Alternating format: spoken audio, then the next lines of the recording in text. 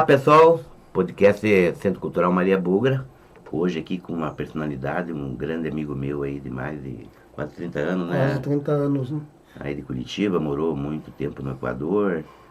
E um poeta, né?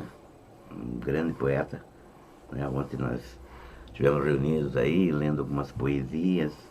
Júlio Almada, é uma satisfação receber você aí, Júlio.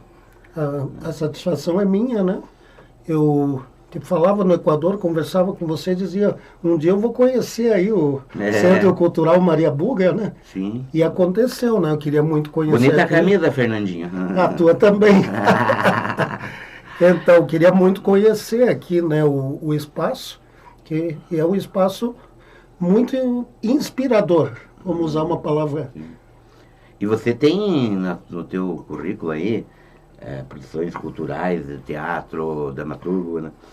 E além de escritor, né? E além de um grande militante dos movimentos sociais também, né? Do nosso querido MST aí. Quantos anos nessa luta já da militância, Júlio? Então, a gente pode dizer assim, eu tenho uma história interessante dentro da militância, porque como muitos de nós, eu fazia parte de um grupo de adolescentes na Igreja Católica. Um grupo de adolescentes na Igreja Católica e eu era líder do grupo. Da pastoral operária? Antes eu era líder, né, do grupo.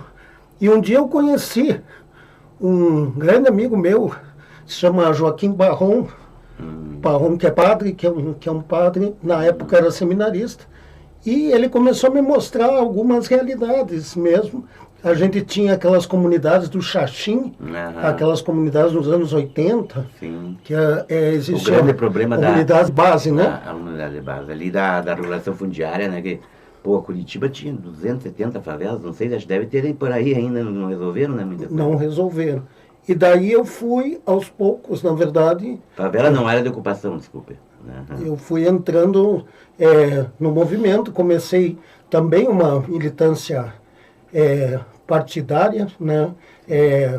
Depois, mas a gente pode dizer que é praticamente quase 40 anos de envolvimento, de luta, né? De envolvimento com os movimentos sociais. E dá sentido para a vida, né? A luta, né?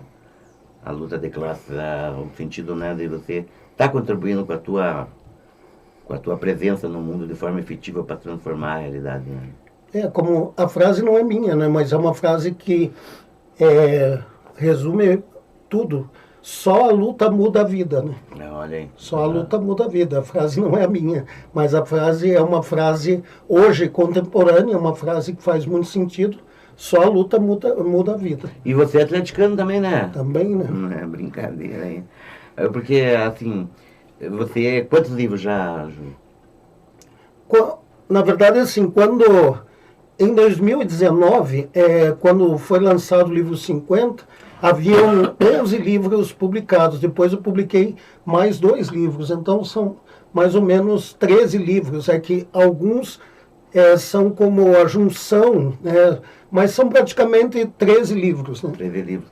E além da poesia, você falou que tem um romance que você também inacabado, né? É complicado, né, o romance. Mas você, mais a poesia ou o prosa também? Então, na verdade, até eu tenho um trabalho que se chama Cadernos de Ontem, e que inclusive eu fiz a versão em espanhol, o Cadernos de Ayer. Esse livro, ele é um livro de contos, 90 contos curtos. Esse eu não conheço. Ele, em 2015, foi lançado no Brasil, numa edição pequena, independente, né? E eu tenho intenção, na verdade, de lançar. Eu estou procurando uma editora para lançar bilíngue, né? Para lançar bilíngue. Talvez, pode ser até que seja a Cotter, né? Como a Cotter já me publicou, pode ser a Cotter, mas eu estou procurando uma editora. Então, eu tenho uma questão assim, eu não gosto do termo prosa poética, né? Eu gosto de falar que eu trabalho uma questão intergênero na literatura. Intergênero, que você, na verdade, mistura elementos, né? Eu tenho coisas escritas como relatos. Por exemplo, eu tenho um conto, que é um conto que tem em formato de livro pequeno, tem 50 páginas um conto. Então ele fica no formato de uma novela espanhola e não chega a ser um romance, na verdade. Então eu gosto muito de trabalhar essa questão intergênero, de ir criando propostas, de não ficar, de dizer, eu sou contista, ou eu sou isso, ou sou...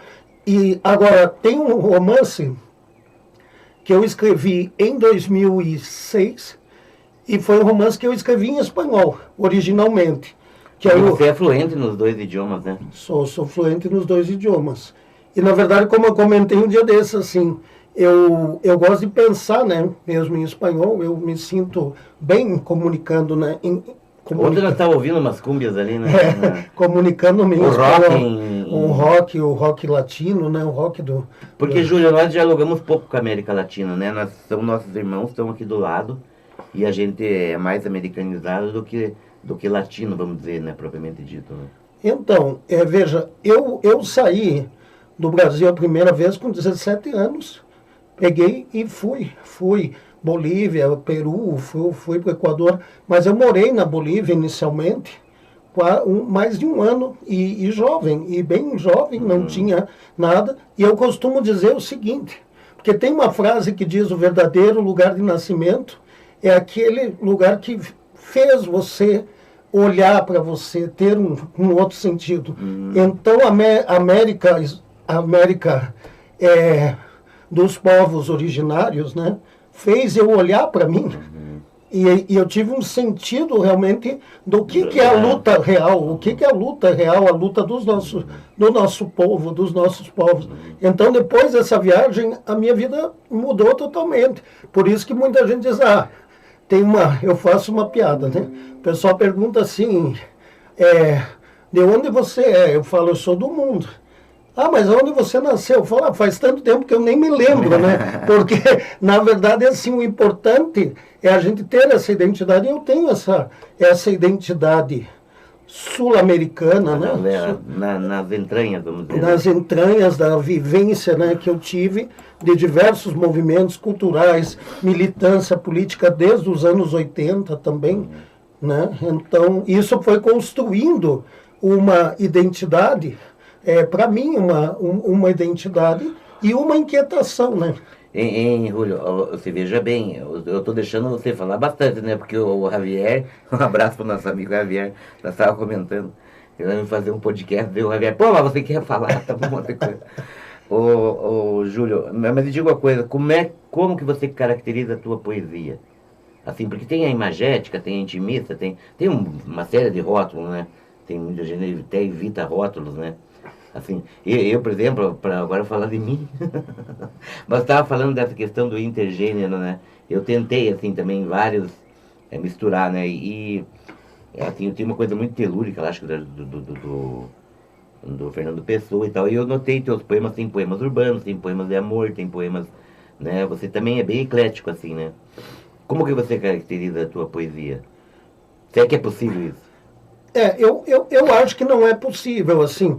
Algumas pessoas, na verdade, que já escreveram sobre a minha literatura, elas, na verdade, identificam vários elementos, né? E, assim, supostas influências de outros autores, de muitos autores, mas não são poucas as influências. Eu gosto de uma coisa, e essa frase, essa sim é minha. Eu acho que o escritor, ele lê o mundo. Ele lê o mundo. E o leitor, ele tem a possibilidade de reescrever o mundo. Tem um conceito em alemão que se chama Reaktionsgescheit Jurichinianov, 1969, que é o leitor transforma o livro também, né? Porque ele... Sim, eu acho que ele reescreve o mundo a partir da leitura. E ele reescreve o próprio livro também, né? E a gente, então, por isso que eu não seria capaz de limitar a minha poesia. Até porque, assim, muitos poemas meus, eles nasceram de determinados processos de estar lendo o mundo. Está lendo o mundo na boemia, está lendo o mundo... E alguns processos alcoólicos, vamos dizer. Então... Você foi muito boêmio lá também, né? Porque eu conheci o Julio na Boemia, né, Rúlio? Lá no Largo da Ordem. Né? Eu, na verdade, tive uma vida boêmia. Quando eu fui para a Bolívia, com 17, 18 anos, eu fui barman na Bolívia. Eu fui assistente de bar, né, de barman. E eu tenho várias histórias, inclusive assim, eu estou escrevendo uma autobiografia que se chama 44. Aí fica, por que 44? Pelo seguinte, porque eu morei em 44 casas até hoje. Então, 44 casas, né? E só em Curitiba foram 26. Só em Curitiba, e daí as outras em outros lugares. Né? Praticamente um cigano. Praticamente. Então eu pensei assim, a primeira vez que eu pensei sobre escrever uma história das coisas que eu vivia, quando eu tinha mais ou menos 30 anos, eu pensava em fazer um mapa das relações amorosas e partir desse ponto.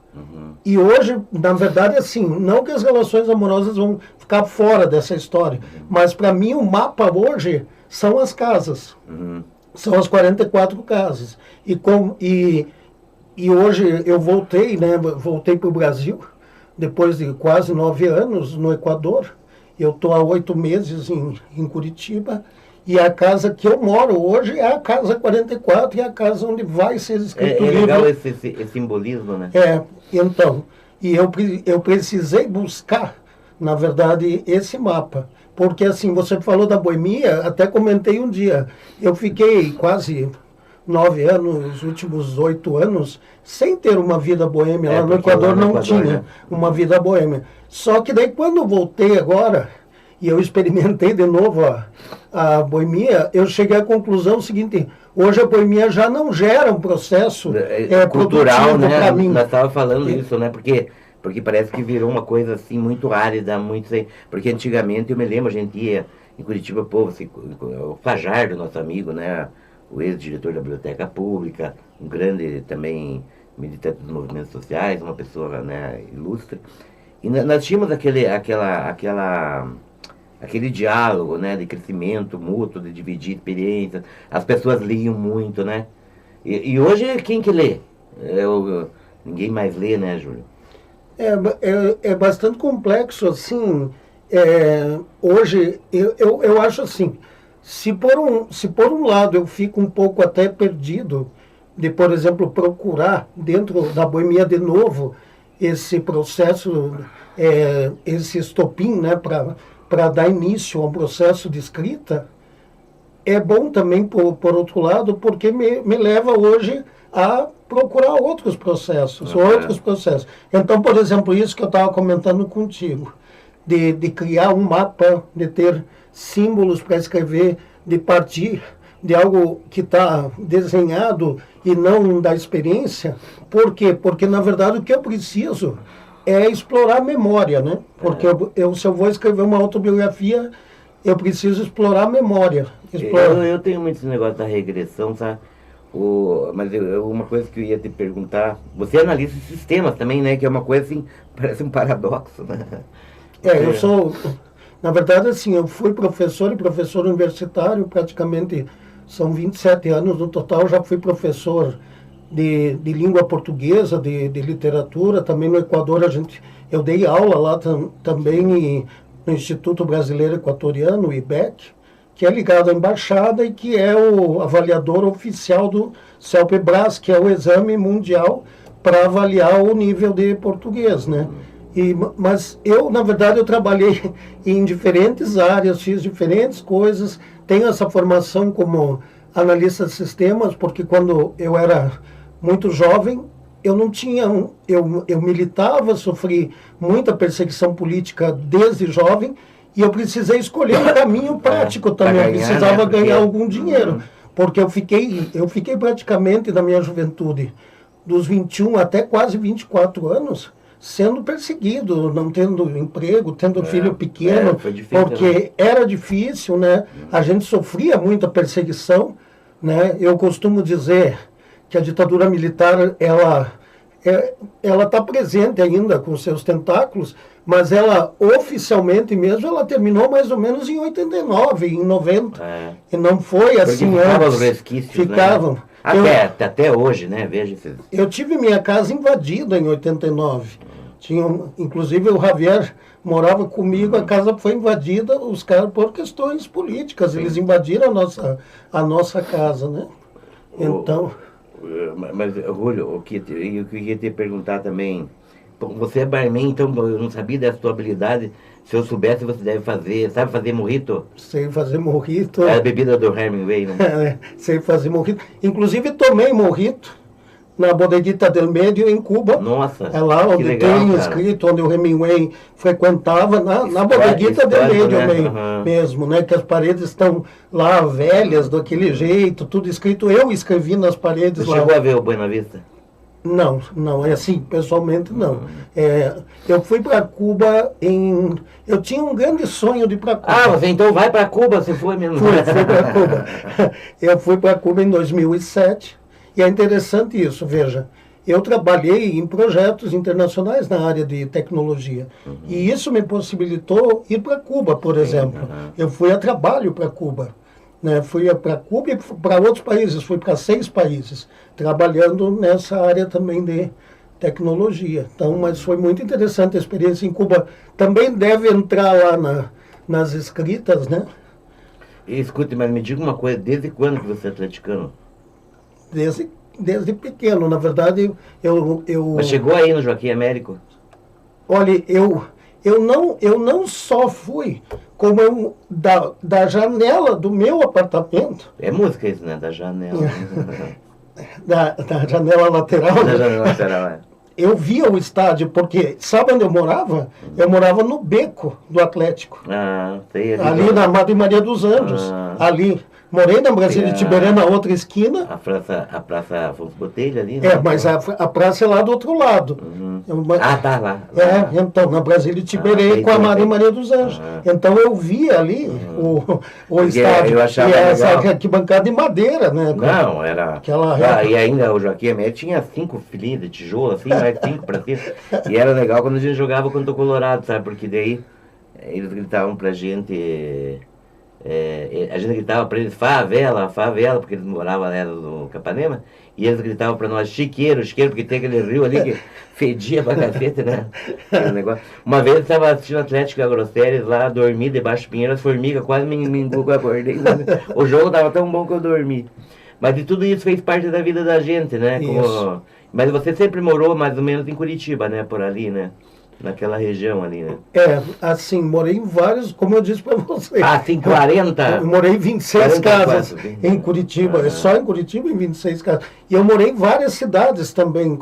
Eu morei em Florianópolis, morei no Rio de Janeiro, morei em São Paulo, morei em Porto Alegre também. É o cidadão do mundo, bem como o meu avô era getulista, sabe? E o Getúlio tinha tem um livro dentro do Cidadão do Mundo, né?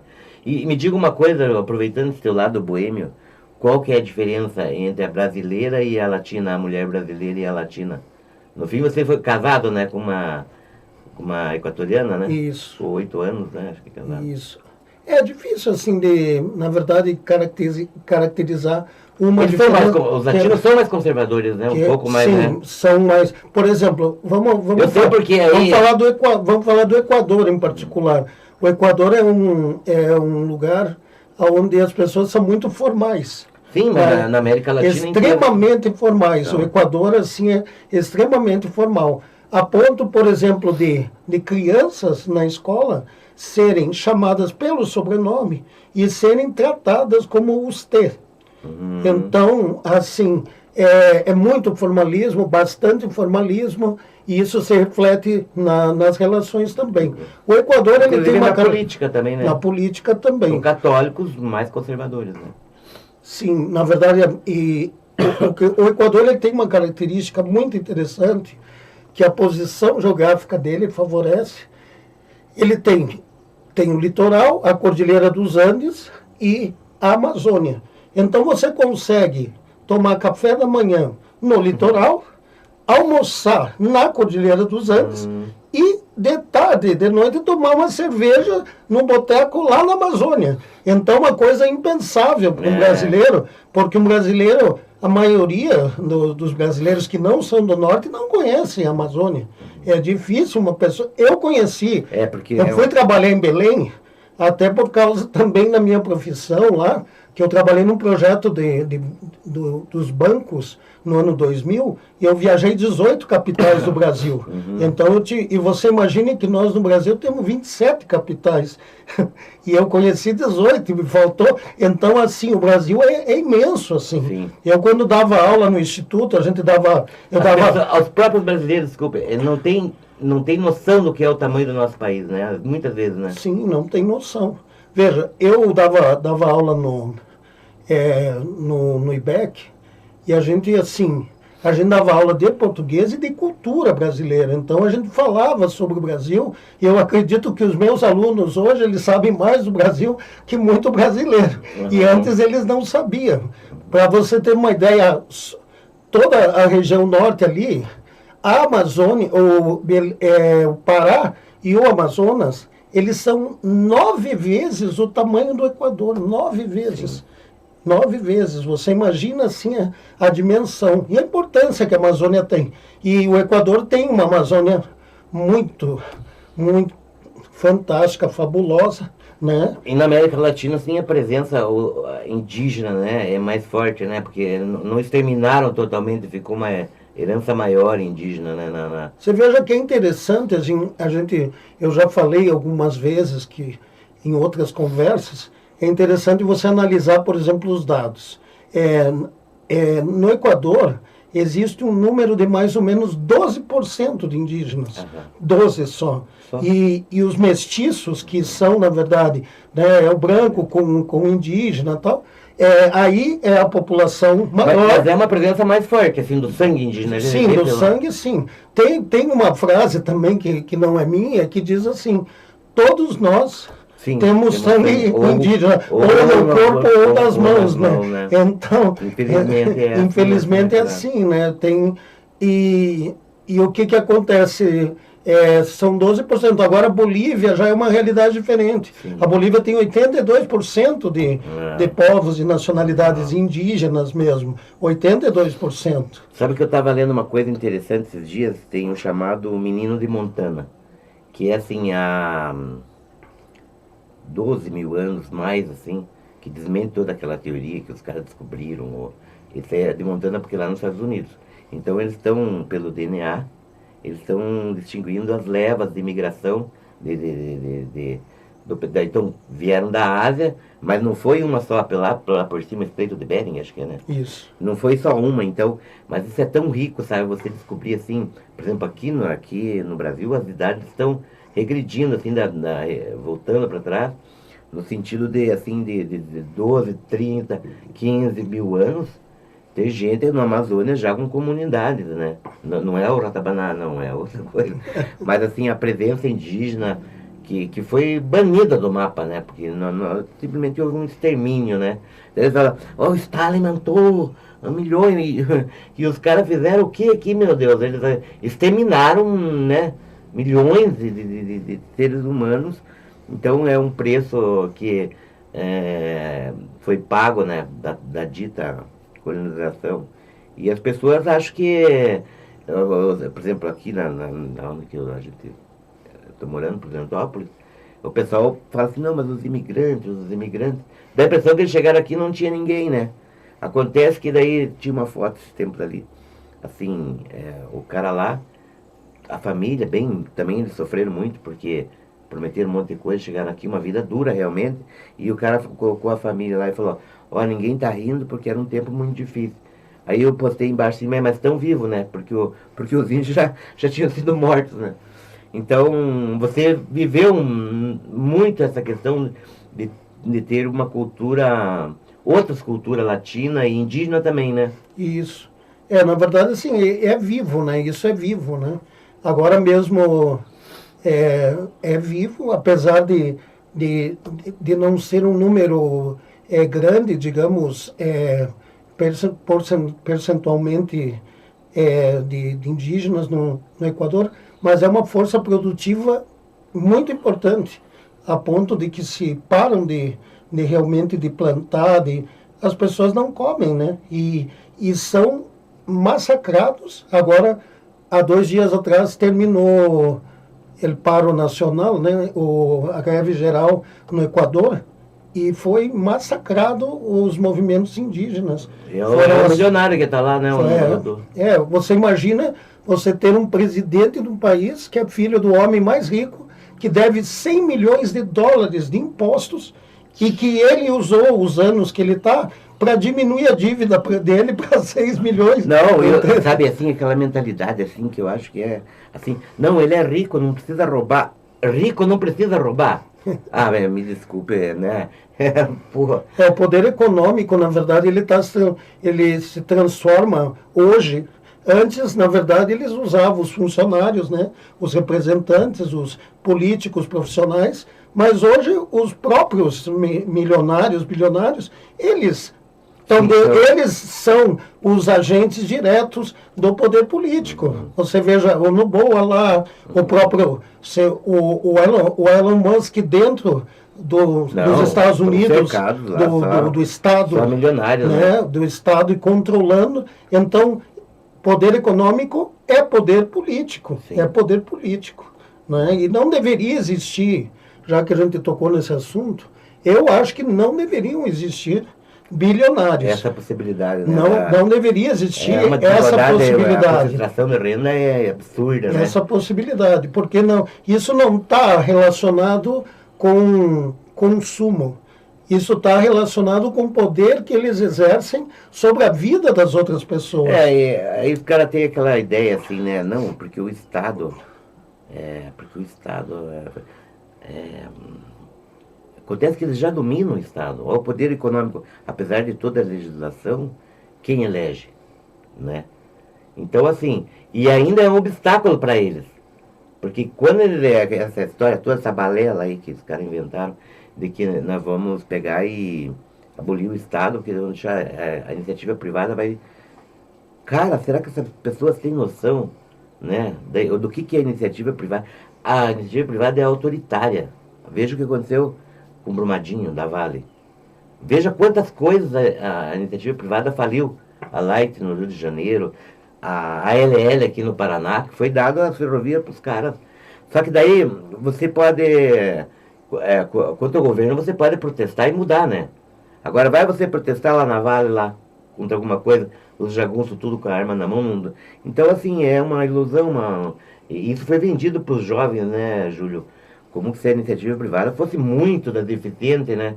Em primeiro lugar, se a gente for analisar o que é a iniciativa privada. Iniciativa privada é, na verdade, dentro do capitalismo, que é o sistema que a gente vive, visa o lucro. Para atingir um lucro, por exemplo, com a água, com a luz, assim, setores estratégicos para o desenvolvimento de um país, tanto o desenvolvimento material do país, como a própria segurança, paz dentro do país, como água, energia, educação, saúde, nunca deveriam estar nas mãos da iniciativa privada. Tanto que na Europa eles reverteram várias privatizações, na Inglaterra, porque o negócio simplesmente não funciona, né? Porque os caras querem ter lucro e sucatear. Claro, tudo, né? Claro. E daí as pessoas pensam que dessa maneira vai melhorar, não melhora de forma alguma. O maior exemplo hoje em dia é a China, né? Porque é estatal e funciona. Os caras já estão no século 30, mais no 40 já, porque, né? Porque os caras estão desenvolvendo uma tecnologia excelente, né? E assim, eu estava lendo uma notícia que 70% dos jovens de 30 a 45 anos têm casa própria já na China, né? E hoje um jovem chinês também, se a gente vê, tem muito material, muita análise de pessoas que já foram lá para a China e tudo isso, né? o que acontece? O jovem chinês, ele tem uma perspectiva de futuro. E o nosso jovem, você veja, o nosso jovem não tem. Então, se perdendo não tem nem de presente nas drogas, e nem de futuro.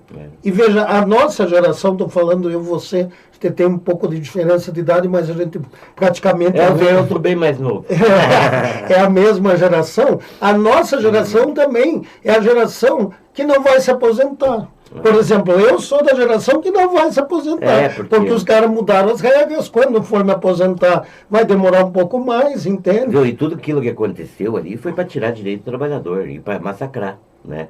Porque o cara, você imagina o absurdo de um cara desse bolsonarista dizer: não, nós estamos contra o sistema. Porra, eles são o sistema, cara. O cara ficou 30 anos no Congresso com uma situação medíocre. Ele encarnou o sistema, né? Porque toda a questão foi pela iniciativa privada, né? Loteou Amazonas, toda a administração dele, até a gestão da pandemia, foi para massacrar o povo, né? Então, que porra de sistema, né? A extrema-direita, na verdade, ela sempre esteve presente, né? Com os fascistas, eles sempre estão presentes. Só que daí tem certos momentos, quando o capitalismo está em crise, como agora, que é uma crise... né, terrível, então eles vão tentar salvar o capitalismo. Dizendo que são contra, né? Dizendo que são contra. Mas eles vão salvar o capitalismo não é para melhorar a vida do povo, é salvar o capitalismo para garantir que os ricos continuem, os privilégios e tudo isso. Sim. Entende? Então, esse é um grande problema que a gente tem, porque o capitalismo, ele não consegue entregar para as pessoas. E ele, na verdade, não consegue entregar o que ele promete. Sim. Entende? Não consegue e não vai conseguir nunca. E não vai conseguir nunca, porque a base do sistema é realmente essa concentração de renda, de poder, entende? Essa é a base do capitalismo. As pessoas dizem que tem competição. No capitalismo não existe competição. O capitalismo, ele fala de monopólio. Ele é monopólio, cada vez mais, cada vez concentrado mais. E quando eles falam de Estado mínimo, eles falam de Estado mínimo para os pobres. Não é para eles, porque eles continuam usando o dinheiro do Estado. Sempre mamaram. Sempre, eles vão continuar, né? Um exemplo, Júlio, é o seguinte: foi aquela crise lá chamada subprime, na verdade é uma crise do capitalismo, 17 trilhões de dólares que foi engolida das economias do mundo em 2008, 2014, né? Que foi engolido do mundo para pagar roubo de banqueiro. Claro que o sistema funciona. Pô, se eu pego 17 trilhões de dólares do mundo para ajudar o sistema que sai de todos nós, então daí eles dizem assim, deu certo no mundo. O que deu certo? Deu certo que nós estamos pagando a conta, aí com aposentadoria, com isso, com aquilo. Então é complicado. Mas, Júlio, vamos aliviar um pouco a questão e ler uma poesia aí pra gente não ficar muito chato, né? Fica muito chato. Então a gente fala só de desgraça. Então, esse livro aqui, ele se chama 50, tá? Ele foi publicado em 2020, na verdade, organizado em 2019, que eu completei 50 anos em 2019. E a ideia do livro é reunir 50 poemas, que era um pouco de cada livro que eu tinha na época. Ficou bonito essa capa, né? É rubro-negra, né? Essa capa, na verdade, foi muito interessante o trabalho dessa capa, feita por um artista equatoriano. Que legal. Foi feita por um... Não. Vamos mostrar aqui, olha que bonito, olha. Né? Simples e bonito, né? É o Oscar Medina. Oscar Medina, que é um artista equatoriano, fez a capa, né? A proposta é um 50, né? É o número 50. Tá? Qual poema você vai ler para nós? Então, terminando um pouco de falar sobre esse livro. Desculpa, eu interrompi. Você viu que eu sou uma elegância para... Então, esse livro foi uma seleção de 50 poemas da minha obra até 2019. Eu estou trabalhando numa obra completa, na verdade, que já está com 600 páginas. Então, que é a obra completa daí, né? Deve chegar mais um pouco, né? Para reunir todos os textos, todos os poemas e tal. O poema que eu vou ler, eu acho que é um poema que faz muito sentido, que é um poema que eu escrevi durante a pandemia. Existia uma proposta, tinha uma bolsa aqui no Brasil, um concurso, para escrever um poema sobre o pós-pandemia. E daí todo mundo escreveu uns poemas lindos assim, né? Que de repente depois da pandemia a gente ia viver num paraíso, ia viver não sei o quê. E foi mais ou menos nessa linha que os poemas ganharam, né? Os poemas que foram escolhidos. E o meu poema, na verdade, eu não escrevi para ser... Se eu tivesse ganhado, tudo bem, mas não escrevi para ganhar. Escrevi para falar o que eu sentia que ia ser o pós, né? E eu escrevi o poema em português e tem a versão em espanhol também. Então, o pós não é novamente. O meu nome não o dizem. Minhas mãos tocar não querem. Fazem as mesmas coisas, mas o mesmo de sempre é o espanto de nunca. Termos visto de tão perto que nos mantinha tão longe. O medo faz doer as pernas em centímetros de lento caminhar, sem poder tirar a máscara com as máscaras de sempre, incrustadas no corpo. Estranho copo de prazeres esvaziados. Queremos um mundo novo, mas os donos dos cimentos querem soterrar corpos e perseguir ouros improváveis. O medo de morrer o quero matar, com um sorriso na fronte. No fronte, a escassez nos escava. A fome fala, amontoar riquezas é cavar valas. Juntar as mãos sem tocá-las é o desafio circular que nos alargará os olhos. A esperança não será esperada. Dividir o presente será não morrer para sempre. Então, esse é o pós. O pós não cara é bom, gente, eu estou dizendo. O pós não é novamente, né? Então, é uma leitura do que a gente está vivendo. Né? Ia mudar muita coisa, inclusive na percepção das pessoas com relação... Afinal, aqui no Brasil, né, Júlio, e parabéns pelo poema, nós tivemos 700 mil mortos, né, numa gestão assim, terrível, necropolítica, né, porque foi incentivada essas mortes, né. Alguém vai pagar por isso, né, alguém, não digo o Bolsonaro, uma hora vai ter que pagar. E os cúmplices deles aí, que até hoje acham que são interlocutores de alguma coisa, né. A média mundial, na verdade, das mortes foi assim, ó. O Equador tem 18 milhões de habitantes. Então, digamos, basicamente 10 vezes menos que o Brasil. E teve 38 mil mortes. 38 mil mortes. Se você multiplicar por 10 um pouco, isso chegaria a 380 mil, 400 mil mortes, que é a metade do que teve no Brasil. Então, o Brasil e os Estados Unidos foram os recordistas que tiveram o dobro. Lá também foi um negacionista, né? Não, e que os Estados Unidos têm um problema. Nem SUS, não tem. Eles não têm, né? Tem a história, a gente consegue ver na internet mesmo, em vários vídeos de outras pessoas.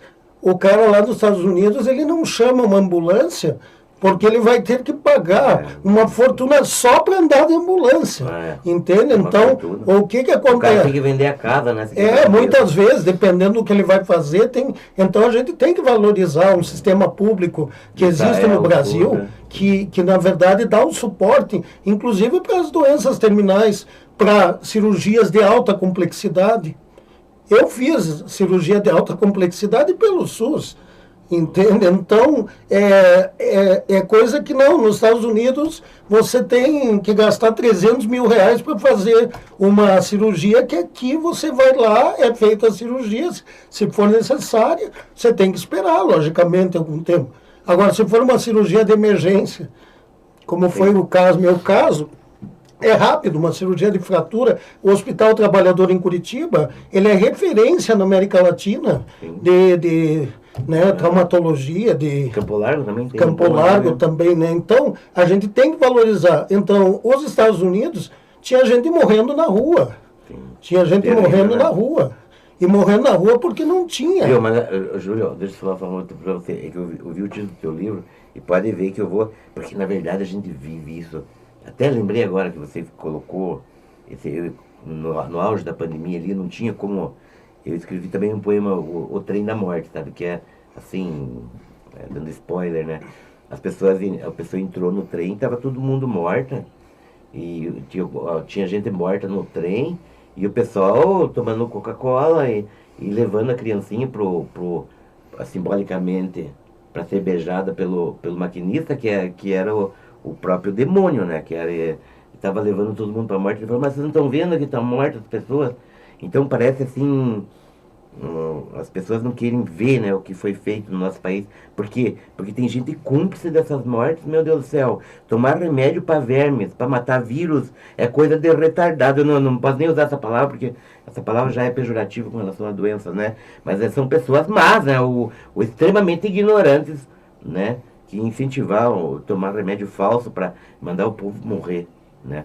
Mas eu vi o título do teu livro ali, o Cinquentinha, eu me lembrei que lá em Curitiba tinha o futebol amador, sabe? Eu joguei, assim, jogava assim, nos velhos lá, era o 30 quanto o 40, daí tinha o 50, e uma vez eu fui jogar no Bangu, lá tinha um manco, né? Um senhor já, eu acho que era 40, ele estava no 50, e eu sou ponto direito e ele veio marcar, sabe? Como era o nome dele? Gente boa, sabe? Depois fiquei amigo dele. Mas aí o que eu ia fazer? A bola veio pra mim, falei, não vou humilhar o cara, mas eu tinha que passar por ele, sabe? Quando eu driblei o cara, mas ele veio, o cara por trás, mas me deu um cacete. Ele falou assim, você não vai me driblar mais. Só que ele era manco, sabe? Eu pegava a bola, não sabia o que fazer, sabe? Daí eu tinha que tocar, mas foi uma coação, sabe? Na verdade. Porque eu não tinha culpa que ele era manco, sabe? E depois eu fiquei manco um tempo, sabe? Então você vê como é que é a coisa, né? Você não chegou a jogar futebol? Não, eu gostava de jogar basquete, né? Inclusive, meu filho chegou a ser jogador de basquete e a treinar mesmo. Treinar era um bom jogador de basquete, né? E eu cheguei a jogar basquete. Eu não era tão bom quanto ele, né? Mas depois que eu sofri também um acidente lá, que eu fraturei, e daí eu fiquei um bom tempo sem poder fazer isso aqui, né? Daí não dava para jogar, né? E daí fiquei um tempo sem... Mas eu gostava mais de jogar basquete mesmo e de nadar, né? De nadar. Então, futebol nunca me acertei muito. Eu era daqueles caras que eles colocavam no gol, né? No gol, porque... E daí no gol, às vezes, eu fazia alguma coisa, né? Você ia no Torto, no bar lá, né? Nós vimos, né? Ia. Você fazia o circuito ali, ia no Bife Sujo? Isso, fui. Inclusive o Bife Sujo dos anos 80, que era lá embaixo, lá no...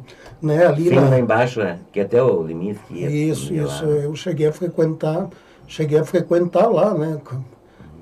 Tinha aqueles... Agora não consigo lembrar. Tinha um bar que ficava em cima na Galeria Schaffer, que era um... Ah, sim, um bar muito bom ali. Era um bar genial, aquele bar, né? E daí assim... Na frente ali tinha o Bar Tupi também, um que tinha...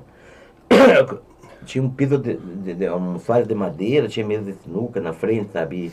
E lá tinha esse bar mesmo, que ele deixava, era um charme, eu gostava, né? Virou 199, né? Agora, assim, teve as fases, né? Teve as fases. Primeiro era a galeria mesmo, né? Cultural, tinha ali... Tinha o cinema, né? Tinha o cinema. Que era legal, aqueles cinemas alternativos, né? Tinha muito filme bom lá, barato, né? Agora eles tentaram reviver com o Cine Passeio, né? Criar Esse eu não conheço. É o Cine Passeio que fica ali na Riachuelo. Então, que agora tem os cinemas ali, é como um centro cultural, né? Mas tudo hoje é muito elitizado, né? Muito elitizado, assim... A cultura é muito, ainda, né? O acesso, o povo não tem. A gente às vezes diz, o povo não lê, o povo não participa. A gente culpa o povo, mas o acesso também, você imagina, por exemplo, o preço dos livros, né? O preço dos livros. Existe, por exemplo, eu fui rato de biblioteca, né? Eu cresci, fiquei, na verdade, os 10 anos até os 16 dentro da biblioteca pública. Também fui da biblioteca pública. Eu era, na verdade, assim, eu estudava, ia para a escola e depois eu ia para a biblioteca. E isso durante anos. Eu fiz isso também. Durante anos. Então existem as bibliotecas, mas não existe um acesso ainda para a cultura, né, que a gente acha que deveria existir, né? Você sabia que, isso é coisa de uma década, 2 décadas atrás, o Brasil lê menos jornal que na Bolívia, né? E ainda assim, olha os jornais que a gente tem, né? Porque também, você levar em conta isso. Então, assim, porque eu imagino que a cultura, Júlio, ela é entrelaçada, assim, é um caldo cultural que você tem, né? Por exemplo, o teu amigo ali, que nem você leu ali os teus poemas ontem, né? Daí o pessoal, não, eu gostei, né? Então, isso tem muito a ver com a presença do poeta, do escritor no meio do povo, você lê as tuas coisas, sabe? Despertar aquele amor pela cultura, porque esse negócio da internet fica meio longe, né? Apesar de nós já estamos fazendo aqui mas a gente via, né? Você que foi mais boêmio, a gente via lá no Cardoso, o pessoal declamava uma poesia no meio dos outros, né? E daí essa convivência que falta para despertar um amor pela cultura. Quando né? eu conheci o Cardoso, eu era muito jovem, né? E eu fiz uma provocação para ele, que eu perguntei se ele era latino-americano, né? e o Cardoso era uma pessoa genial, né? Ele sentava tinha ali, o poema do ovo dele, lembra até hoje. ele sentava ali com a gente, ali, sim. né? Ali, e eu conheci o Cardoso nos anos 80, né? Nos anos 80. A gente tem bastante história, na verdade, né? De Curitiba e na verdade... E vai ser impossível a gente, porque eu também vivi a vida toda em Curitiba, como você também, praticamente a vida toda, né? Então teriam muitas histórias para contar, né, com relação à nossa convivência lá em Curitiba e etc, né? Mas então o tempo vai ser curto para gente...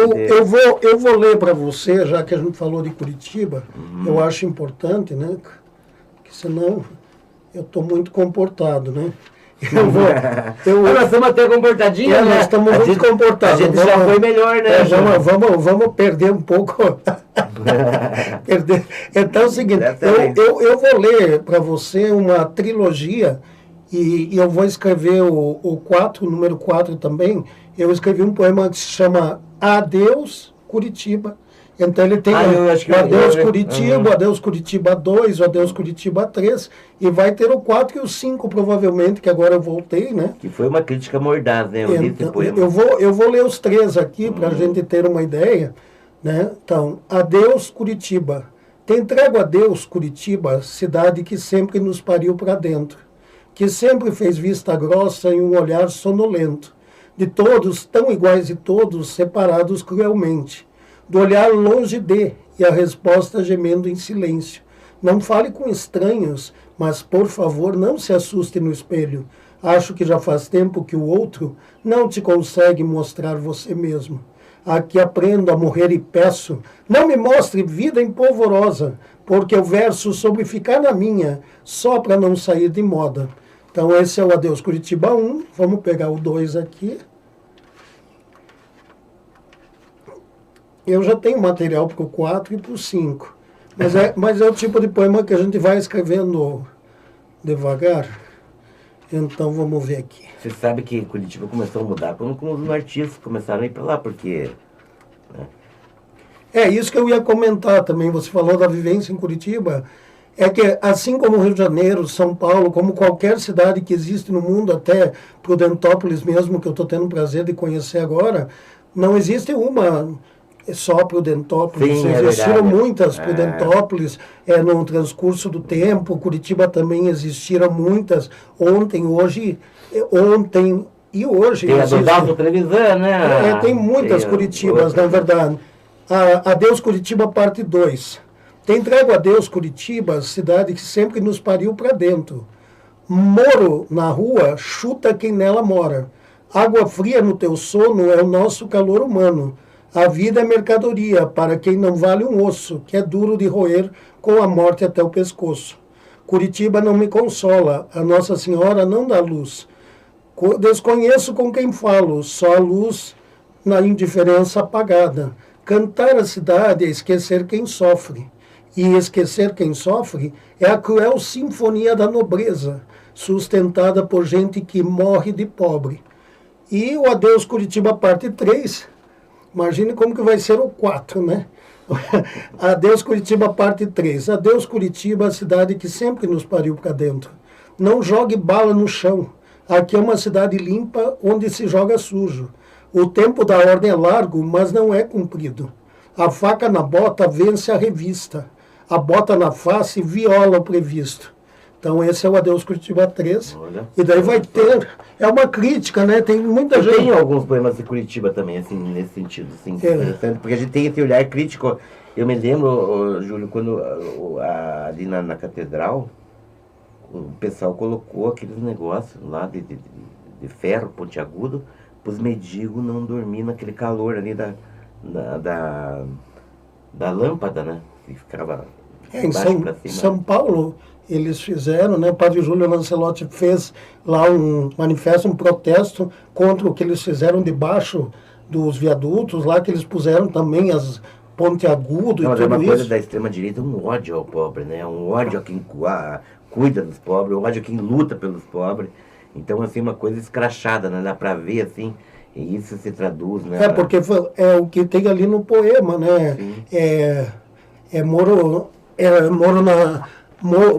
na rua, que na verdade é uma, assim, é ambíguo, né?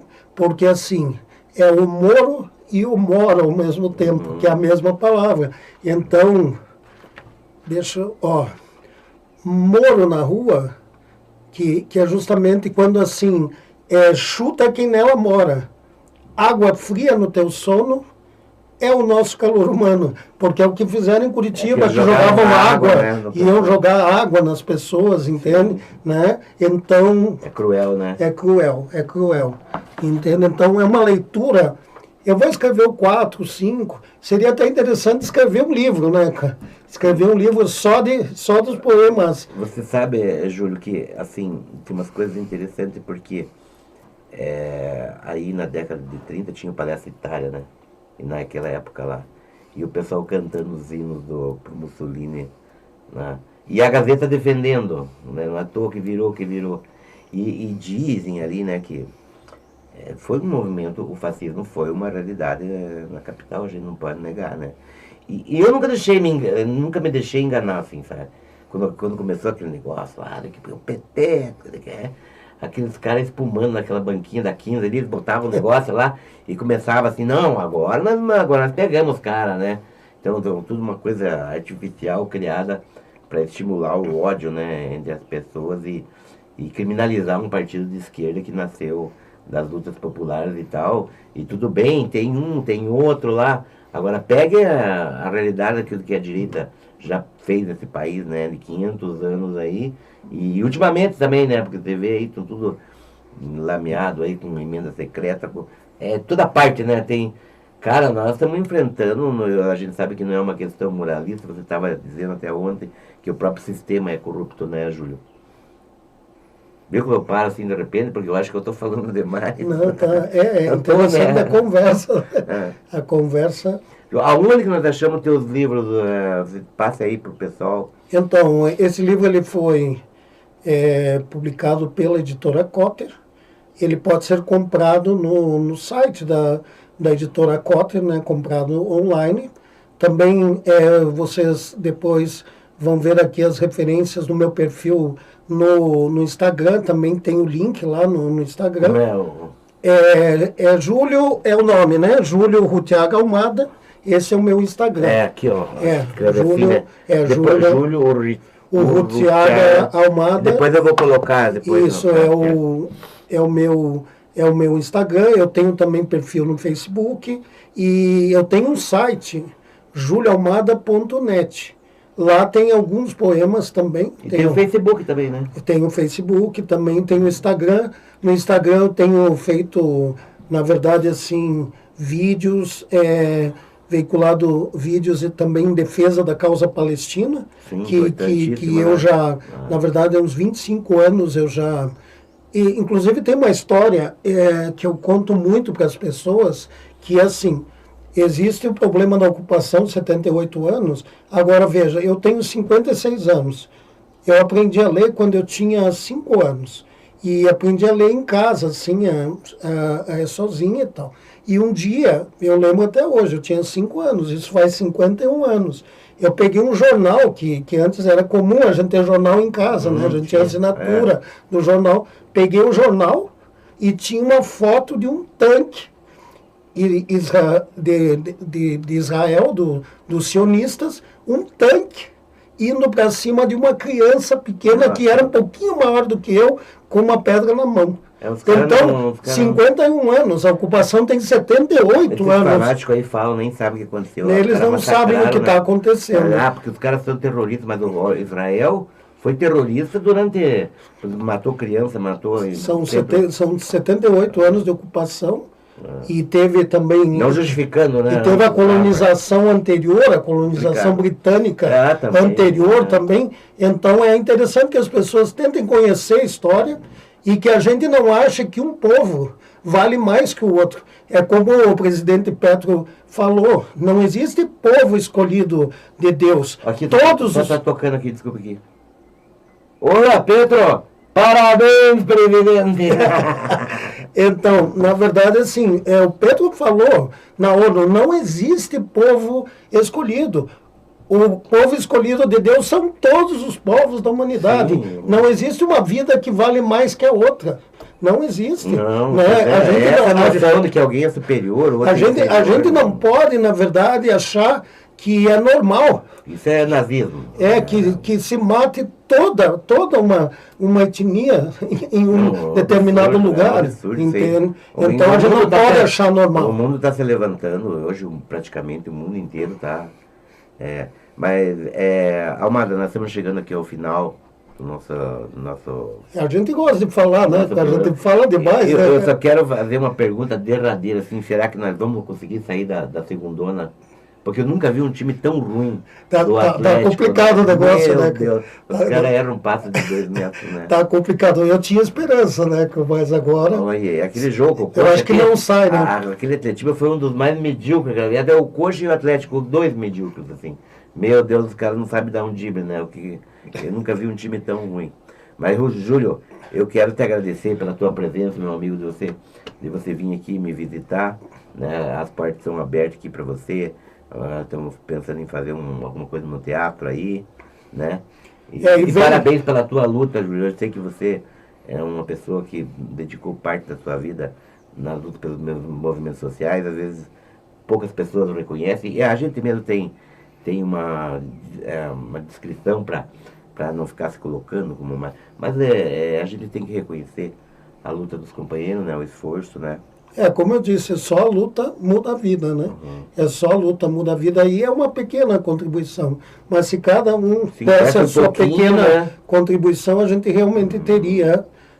A gente tem que ter um mundo melhor, tem que viver a vida de uma maneira melhor aqui e agora, né? Sim. E eu convido todo mundo para conhecer aqui o Centro Cultural Maria Buga. Fiquei muito feliz de conhecer aqui, né? Tomamos umas ontem aí, não vou dizer que não tomamos, né? Tomamos umas 12. É bom, né? É bom. Então, muito obrigado. Muito obrigado, eu que agradeço. Muito obrigado, gente. Aí um papo legal aí com o nosso amigo Júlio. Então, até a próxima e vamos firme na luta.